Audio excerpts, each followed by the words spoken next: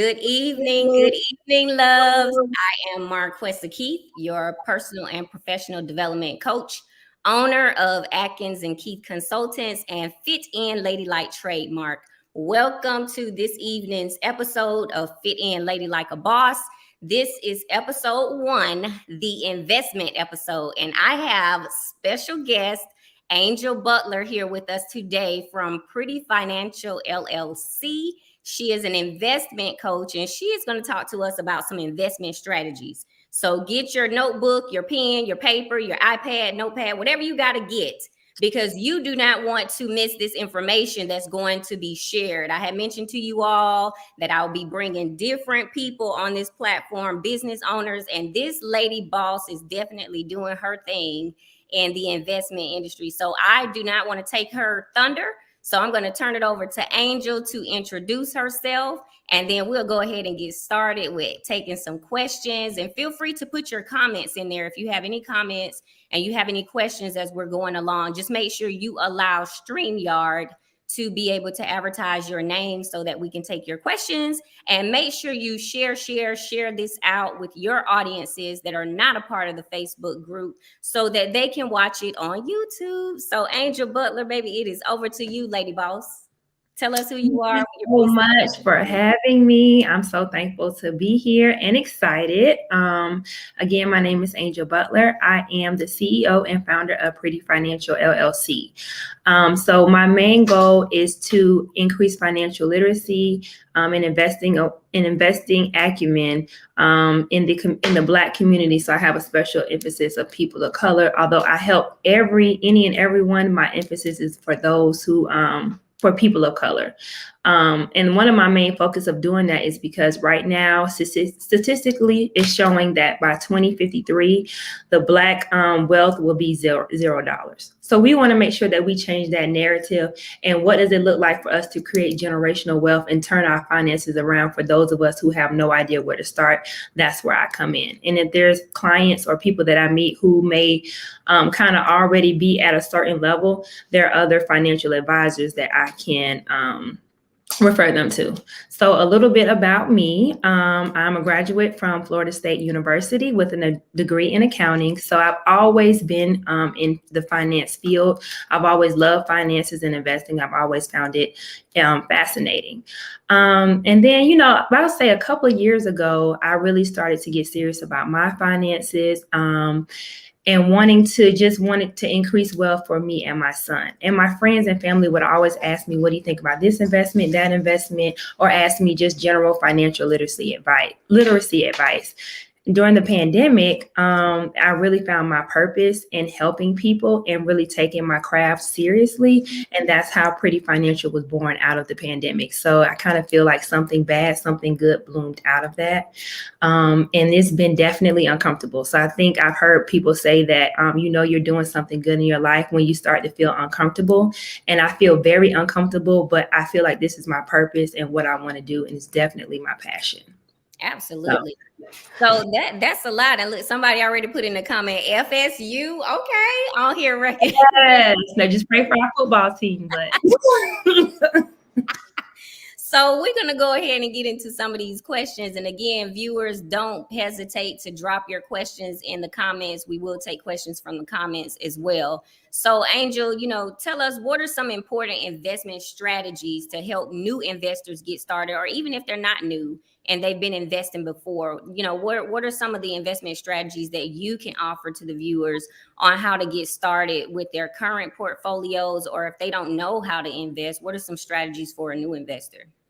So a lot of people will say, I'm not investing. But if you have a 401k, you are investing. You just don't know what to do with that particular investment. But a 401k is an investment vehicle and is very important. And that's the first thing I start with clients and those who ask for my advice. How is your 401k performing? A lot of people have no idea what their match is, what their employer match is, and what their rate of return is. So historically, the stock market returns about 8% each year. So if your 401k is performing better than 8%, you're doing better than the market. So you want to know how your portfolio is performing. How do you find that information out?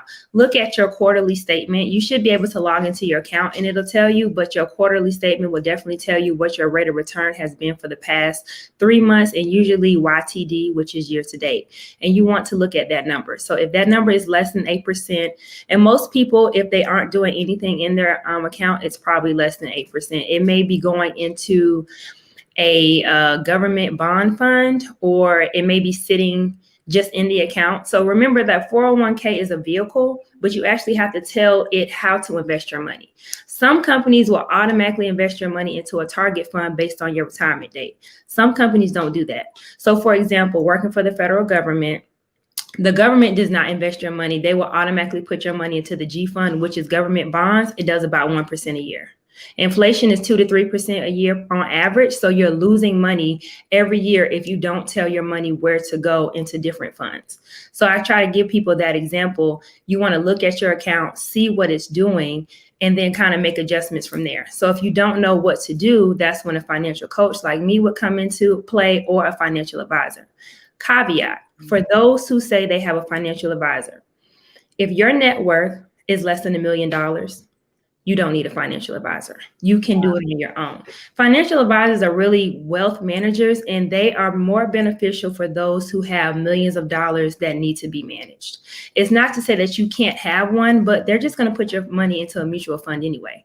And you can invest in ETFs, which are exchange traded funds, on your own and not have to pay that fee. So remember, even though you're not paying a financial advisor up front, they're making their money on the back end based on how well your investments perform. So they're going to get paid. So it's better to pay upfront than for somebody to take a fee on the back end, especially if your investments are performing well. So I just kind of put that caveat out there. It's not knocking financial advisors, but let's just say your net worth is $10,000, $50,000. You don't need to pay anybody to tell you where your money can go. So, investing. Oh, go ahead. Yeah, so elaborate on that, because some people are more risk adverse than others. Some don't want to take that risk when it comes to investing, because a lot of it is that educational literacy, right? They don't know what they don't know, so they're fearful of the market. And especially those who are less than $1 million net worth, like you mentioned earlier, if they are not at that $1 million mark, they don't necessarily need it, although you're not, diverting them from a financial advisor if that's what they choose to do. Mm-hmm. What are some other, small apps or different resources that they can utilize if they don't want to go that route and put their money into a financial advisor to decide where their money goes? Can you share with them some resources that might be out there that can help them to get more educated if they don't have a coach? Because I know some people use different platforms like cryptocurrency. They'll go into, Coinbase, or they'll use Robinhood. Can you talk to us a little bit and share like what type of resources would you recommend for someone that might not want to take that kind of a risk, or they don't really know what they're doing because they're not at that $1 million net worth?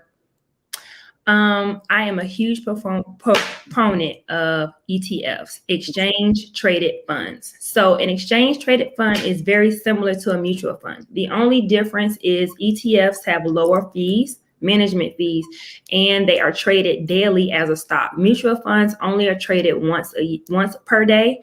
ETFs trade just like stocks, so you can buy and sell them throughout the day. So an ETF means that they're going to track a certain index or a certain sector of the stock market. There are 11 sectors of the stock market. Just to give you an example, the most popular one is the S&P, Standard & Poor's 500, which is basically the top 500 U.S. companies. So if you invest in an ETF that follows the S&P 500, for example, SPY, that's the ticker symbol, you will be investing in 500 companies when you buy one share of that ETF. So for those who are risk adverse and you don't want to put that much risk into one company, you invest in ETF, so it spreads your diversification around so that you have less risk. There's always risk in the stock market, meaning you can always lose all of your money. But if you make smart investing decisions, that risk to losing your money is very low when you do it the correct way. But ETFs are a great way to go. Okay. So that's what I recommend. As far as apps, I hate Robinhood. And I know everybody loves Robinhood. So here's the thing. Robinhood came about a couple of years ago, right? They have about 25 million users. Their marketing strategy is A1. I will compare it to Apple. We all know that Androids pretty much have a superior platform than Apple, but Apple is very user-friendly and it integrates seamlessly through the MacBook, the iPhone, the AirPods, the Apple Watch. So when you use all those things together, it's just easier and people don't want to switch, right? But we all know who has the better camera, the Android phones, right? But it's the marketing of Apple that keeps people coming back because it's so great. It's the same thing with Robinhood. The marketing is A1. Their strategy is to get you to trade because every time you execute a trade, they make money. Robinhood is not free. People think that Robinhood is free, but Robinhood does not actually execute trades. They execute their trades through a third party. That third party charges Robinhood. They pass that cost on to you and they put it inside of their individual stocks and ETFs so you don't actually feel the fee. So even though they say it's free, it is not. I don't like Robinhood because they only have one account, which is a taxable brokerage account. So if there's anything, if you want to save for retirement or if you want to save for your child and put in their name, you can't do that with Robinhood because they only have one account. That's why I prefer platforms such as Fidelity, TD Ameritrade, Charles Schwab, E-Trade, if you want to actually have a reputable company that has many different accounts based on your individual and family needs. If you want to get started, there are apps such as Acorns, Betterment, Stash is an easy one to get invested in. Also, Cash App. I don't like Cash App. I like to send money through Cash App. I don't like to invest in Cash App. Cash App has no customer service. So if your money is gone, if it's hacked, you have to send them an email and it's like, I don't know, 3 to 7 business days before somebody gets back to you. Why would you want to invest in a company where you can't contact somebody and pick up the phone? Same thing with Robinhood. They have no customer service platform. You can only talk to them via email. Versus Fidelity, TD Ameritrade is 24/7. I can pick up the phone, call them. I have this question. Can you walk me through it? Boom, boom, boom. I'm taking care of it. I'm a huge advocate of customer service and being able to access your money at all times. And also education. So you'll get a lot of education from TD Ameritrade, from Fidelity. You won't really get that with Robinhood. I know a lot of people start off with it, but there's so many other better platforms to invest your money. If you really don't know where to start, you can start with Acorns, which basically means, let's say you buy an item for $1.50. They will take the difference of that, they'll round it up to $2 and they'll invest 50 cents into your account. So that's the main premise of like Acorn. So it's kind of investing your change. But if you're swiping your card a lot, it adds up. And then it's hard to kind of keep up with it, if that makes sense. I tried it out for like 6 months. I didn't really care for it that much. And again, remember, anything that's investing for you, you're paying for it. So there's a monthly fee that's associated with Acorn. So when you're investing, that fee is taken away from your returns. So you always want to make sure that you're investing in something with the lowest fees possible. And that's going to be with a reputable broker. Your Fidelity, your TD Ameritrade, your Charles Schwab, your E-Trade. That's where you're going to get the most bang for your buck when you're investing. So I always encourage people to open up an account with one of those companies. There's several out there, right? But when you Google top brokerage companies, you'll always hear about Fidelity, TD Ameritrade, Charles Schwab are like the top 3. I love Fidelity. All my accounts are with Fidelity for long-term investing. So my Roth IRA, my rollover IRA, and my UTMA account, which is for my son, Uniform Transfers to Minor Act, that's his custodial account. So it's an investment account for him, but I'm the custodian until he turns 21 here in the state of Georgia. That age difference depends on the state that you're in. So I know you're in Alabama, but so that may be 18 or 21. So I'd have to look it up depending on the state. But I know in Georgia is 21 is when you would have to legally turn that account over to the minor child. Yeah. And I always like to tell people, even as a personal and professional development coach of any part of their lifestyle that we're talking about, I'm always preaching, health and wellness is a lifestyle, but people sometimes think that stops at the physical. It really doesn't. It goes beyond that. It's about your health. It's about, your physical and mental health, but it's also about your financial health. It's about, your family dynamics health. It's about your generational wealth health. Yes. And that's why it was so important for me to make sure that I got you on here to talk about investments, because I think a lot of times when people hear me say or hear other folks talk about health and wellness, it's holistically to your entire lifestyle. And your lifestyle makes up more than getting up, eating right, going to the gym. And then I go a step further and tell people, you've got to live long enough to spend the money that you're saving or spend the money that you're investing, to spend the money when you're old. You got to do the same strategies when you're young for when you get old, because then you're going to transition that wealth to your kids. And then your kids need to be able to know how to keep that line of investment going in a positive direction. So while we're on that, share, just some of the lessons that you've learned during the execution phase of you getting into investments and then you deciding to turn that into a monetized business for yourself. And then I want to touch on, how you started investing for your son, because I think when we get to a certain age, we think, oh, I'm too old if I didn't invest when I was young, or I don't make enough money to invest like I've heard other people invest because maybe I work a minimum wage job. And I know for a fact that that is not true, because I've seen you share, I've heard other people share about it doesn't matter how much money you make. You can invest with the bare minimum and make the bare minimum a lot. I mean, I went to a conference where a $1 million realtor and real estate, just guru, 9-to-5 millionaire, talked about, or my 9-to-5 billionaire guy talked about how he took $50 and put it into an investment and how much that grew just in his real estate industry. So I know that a small amount of money goes a long way, but not just for him, for people like me that started with minimum wage and still on a salary as well. I took the bare minimum, started at later in life, like late 20s, early 30s, and then bumped it up in my 30s and have been able to see the returns already. So it's a patience game. It's, you got to time is your best friend. The long haul. So that long-term goal really, really matters. But if you can just share some of your lessons learned, because I think that's the best way for me and others to identify is through experiences, right? So you are definitely an expert in your field. Just listening to you talk about investment, I can tell that you're passionate about it and you know a whole lot that some of the viewers do not know. So if you can share a little bit about your lessons learned during your time of execution when you jumped into investment and then decide to monetize it and turn it into a business. I did the one thing that everybody is afraid of. So what's the one thing everybody's afraid of in the market? Losing money. So I have personally lost thousands. And that's one of the reasons why I'm so passionate about teaching financial literacy and investing, so that you don't make the mistakes that I make. The number one mistake that you can make is listening to someone else and not doing the research for yourself. And what does that mean? When somebody says, do your own research, do your own due diligence, literally going to Google and just searching that topic and reading maybe 3 to 5 articles to gain an understanding of, is this person, what they're saying, does it make sense?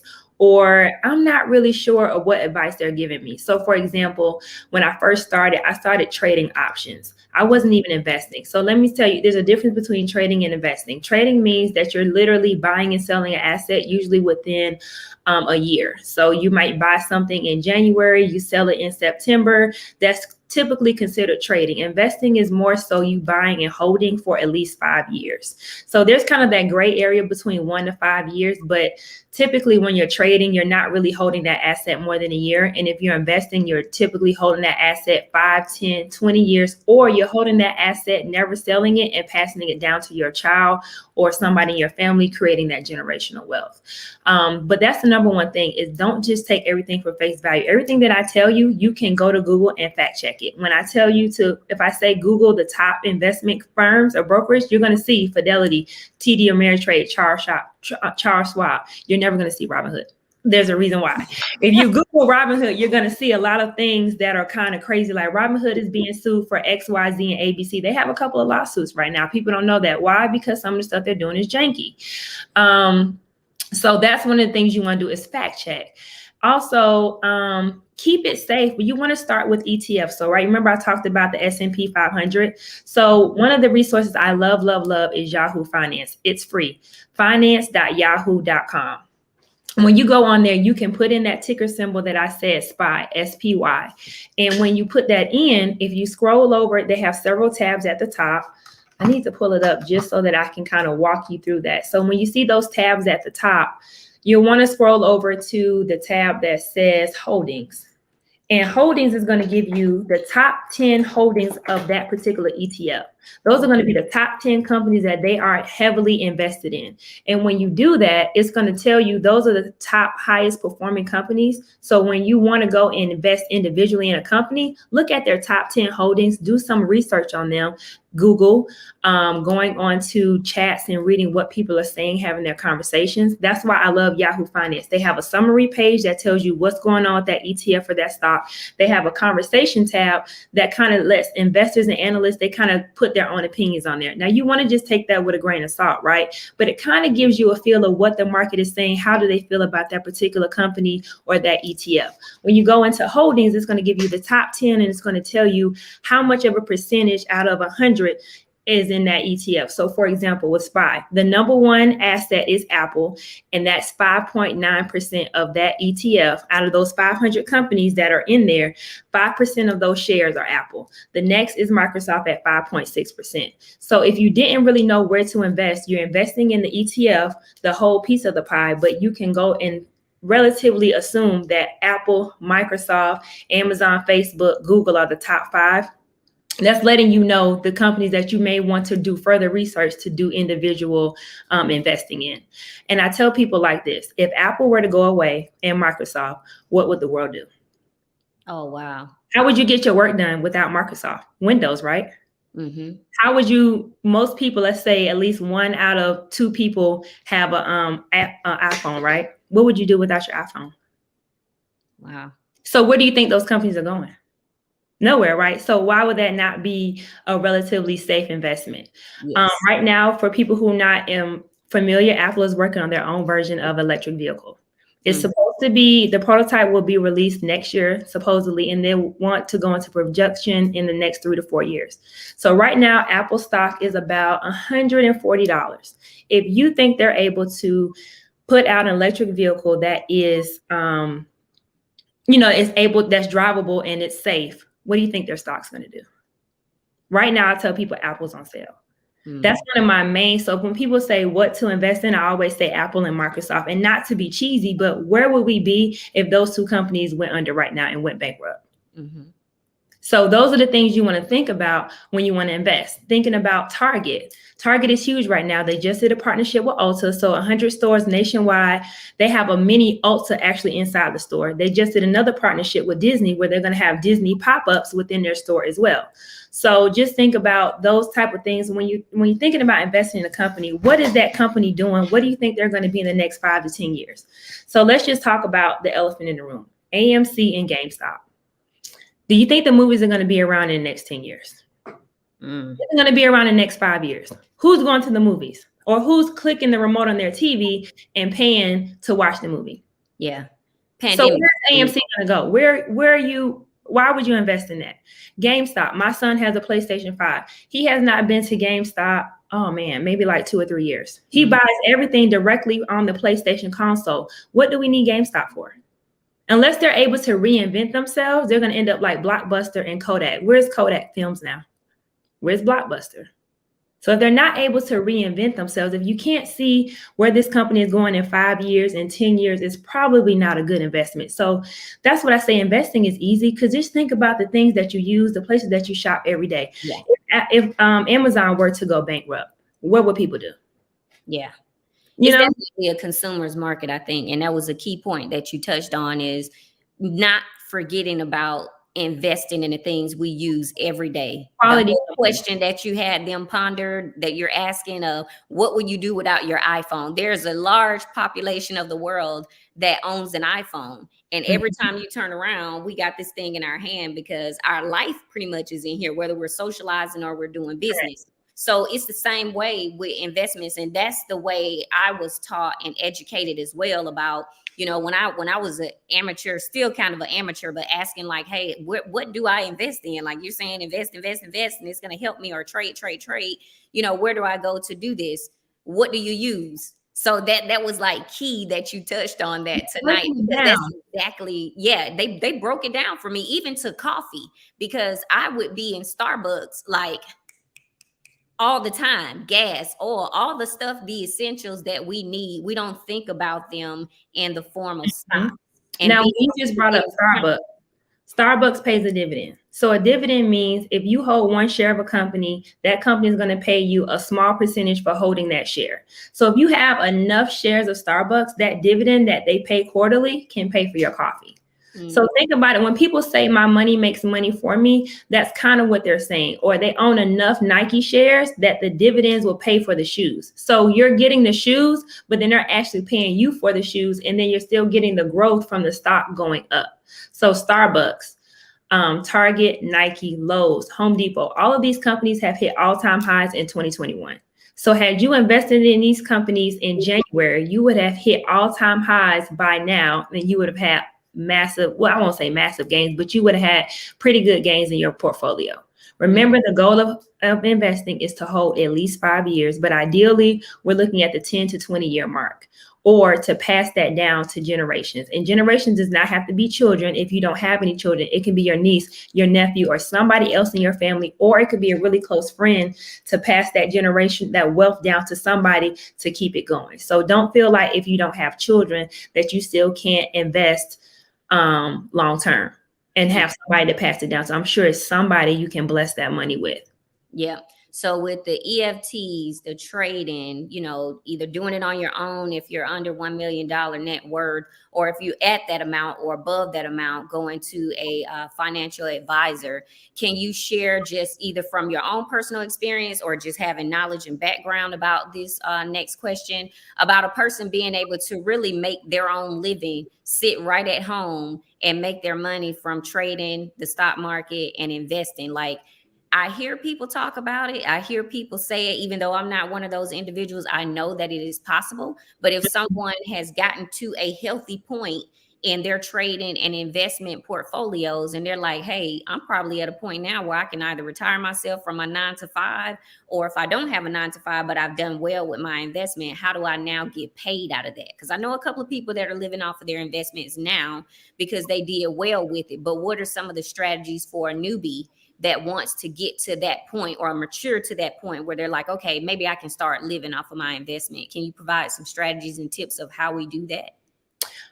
So it's kind of twofold. So investing and trading are two different things. So if you're investing, you do want to get to a point where you actually sell that asset you're holding to realize the gain, to live off of that profit. So example, if you buy Apple for $100, you sell it for $150, you have a profit of $50, right? So let's just say if you had 100 shares, if you had 1,000 shares, if you had $100,000 share, 100,000 shares of Apple times that $50, just think about how much you would have in your account, right?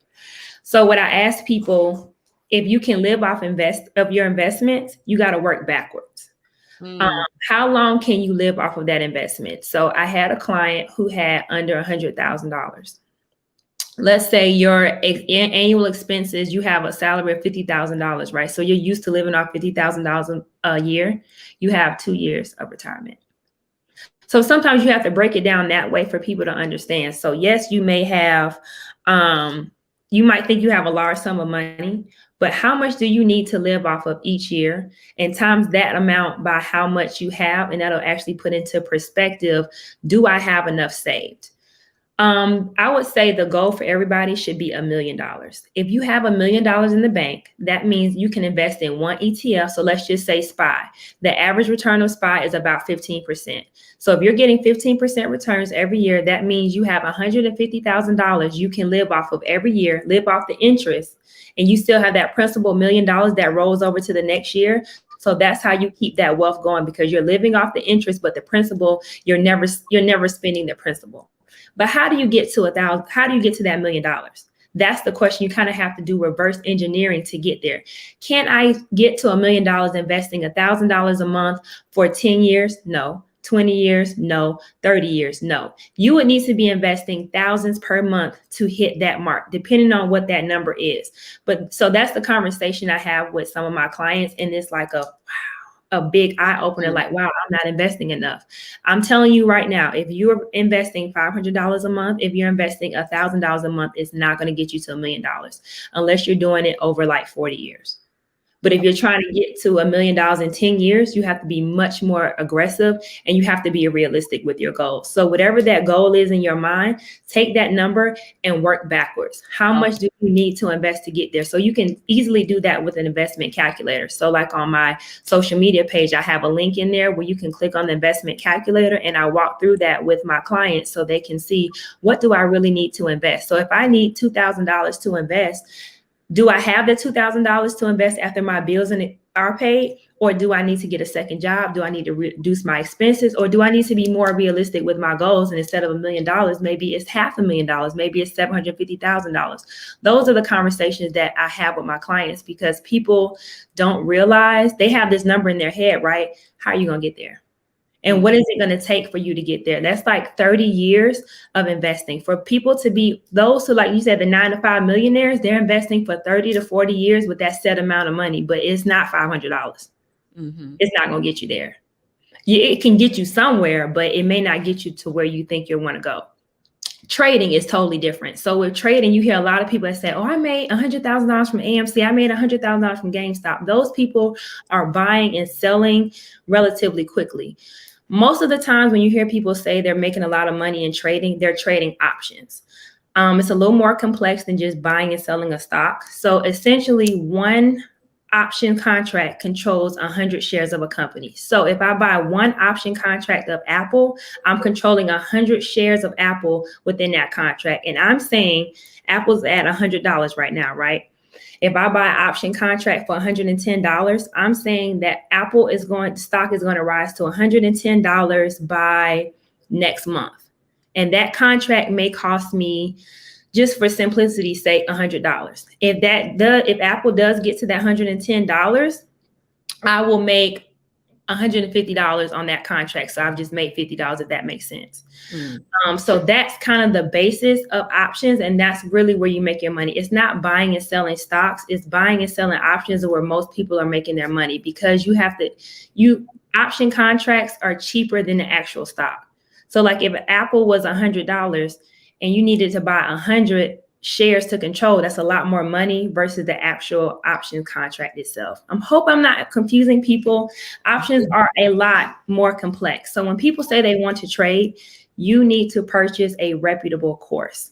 Can you learn how to trade on your own? Yes, you can.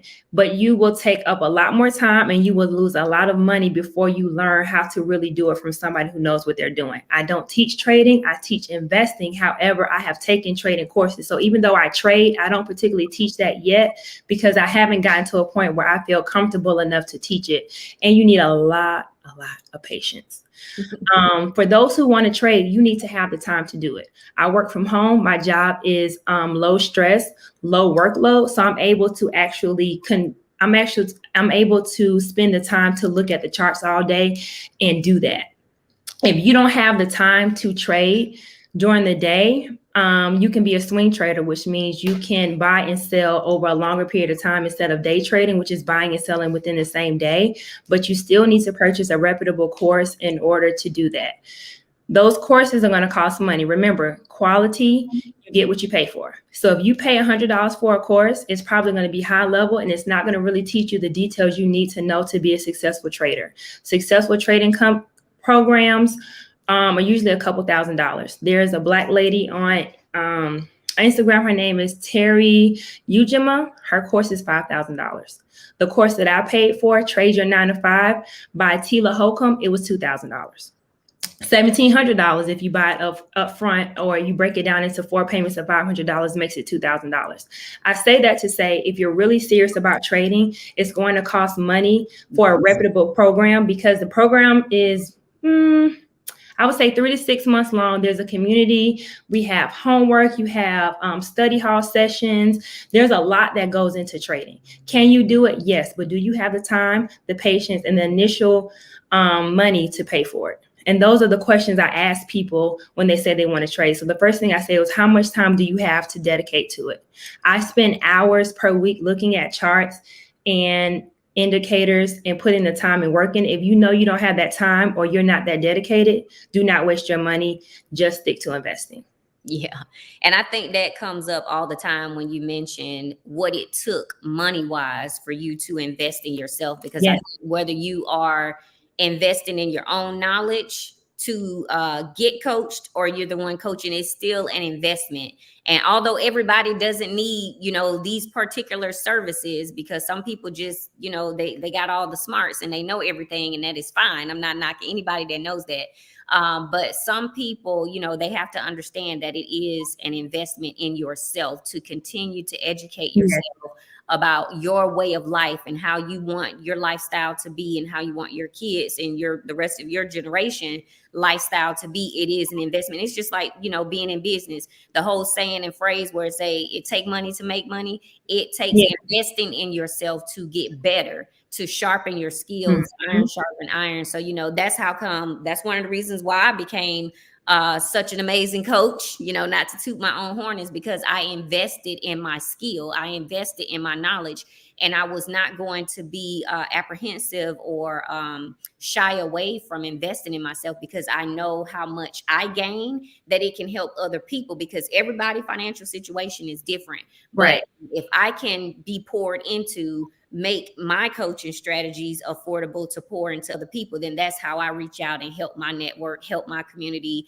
and expand that to help others. So I really appreciate everything that you're doing. Keep sharing and keep growing and keep developing, because I watch your page and I follow you, because I go back and I be like, okay, let me go back and check into this, because I didn't know this. So going through, you don't need thousands of dollars. You can do YouTube University, but it's going to take you longer, and you're going to have bumps along the road. So I don't want to discourage anybody from not trading, but it's better to pay for a program that's reputable. So I'm just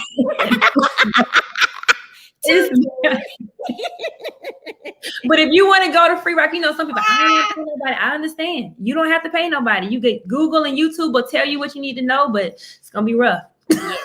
Yeah. And we got some dynamic women in this group, honey. I would tell you, we have some trailblazers, some very smart, I'm talking about intellectual individuals in this group. So even for them to take the time out to watch, these episodes and whatever I post in here is just a blessing to me, because they are phenomenal, girl. They are phenomenal. But we are at our 30 minutes. Oh my gosh, that went by so fast. Yes, one more thing I want to touch on, because you wanted to say about investing for your children. So the UTMA account, the two ways that you can normally invest for your child is a 529, which is a college savings account that's sponsored by each state, or you can do a you can do a UTMA, Uniform Transfer to Minor Act. That is basically just an individual trading account with you're the custodial of it for your child. So for those who have gotten the child tax credit, depending on if your child is under 6, you get $300 a month. If they're over 6, you get $250 a month. So that started in July. It ends in December. And I've asked and encouraged people to invest that money for your child. So my son gets the $250 a month. We actually sit down and we discuss. He gave me his top 5 stocks, and then we research those stocks, because I'm teaching. So one thing is, when I learn all this, you want to pour that into the next generation. So when you give them that generational wealth, they don't blow it, and they're able to make smart financial decisions. Absolutely. So far he's invested his money into Nike and Apple stock is what he's invested his money into. So every month, that's something we do. So I encourage everyone to, if you do have the payments, and if you're able to, outside of paying your bills, to invest that money for your children. But even if you don't have the $250, if it's $50 a month, start where you are with investing. You don't need a lot of money. So when people say you don't need a lot of money, they mean that. What I mean when I say that is fractional investing. So one of the reasons why I love Fidelity is because they have fractional shares. What does that mean? That means if I have $25 to invest, but Apple stock is $100, I can put my $25 towards 1/4 of Apple stock. Not all brokerage companies are like that. So TD Ameritrade, you have to have the entire $100 to buy the share. They don't do fractional shares, but Fidelity, Charles Schwab, E-Trade are some of the top reputable companies that offer fractional trade investing. So if you don't have a lot of money, don't let that deter you from investing in quality companies that may cost more than what you currently can afford. Okay. Well, we're going to move. Thank you so much for sharing all those gems and this wonderful knowledge. I'm going to definitely have you come back and talk more, because this conversation can go over an hour, but I like to keep it short. So I allotted 45 minutes. We're right at 40. So we're going to go into the fast round mindset questions. Are you ready, Angel? Ready. Because everything is about, personal professional development with me. So you have to continue to be self-aware, develop your mind, grow. So the first one is, what's your favorite book? Oh, I got it right here. I'm ready.